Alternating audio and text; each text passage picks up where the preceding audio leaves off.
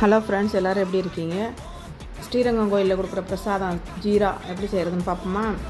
1 cup கல்கண்டு, 1 cup ரவை, 1 cup வெல்லம். கல்கண்டு வெல்லத்தையும் மிக்சியில் பொடி பண்ணிக்கோங்க. ரவையை ஒரு பாத்திரத்தில் நெய் ஊற்றி நல்லா வறுத்துக்கோங்க. அதுக்கப்புறம் வெந்நீர் சூடு பண்ணி அந்த வெந்நீரை தூக்கி தான் அதில் ஊற்றணும். பார்த்து கவனமாக ஊற்றணும், தெரிக்கும். அதிலே வெந்துடும் ரவை. வெந்ததுக்கப்புறம் இந்த வெல்லமும் நான் ஏலக்காய் சேர்த்து போட்டிருக்கேன் கல்கண்டோட.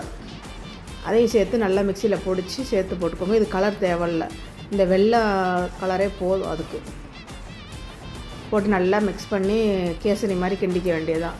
நெய் தேவையான அளவுக்கு ஊற்றிக்க வேண்டியதுதான். அதுக்கப்புறம் இதில் முந்திரி போட மாட்டாங்க, நான் போட்டிருக்கேன். நெய்யில் வறுத்த முந்திரி போட்டுக்க வேண்டியதுதான். இது நல்லா டேஸ்ட்டாக இருக்கும். கல்கண்டு போடுறதுனால டிஃப்ரெண்ட் டேஸ்ட்டாக இருக்கும். பச்சை கற்பூரம் போடுவாங்க கோயிலில், நான் என்கிட்ட இல்லை, அதனால் போடலை. தேங்க்யூ.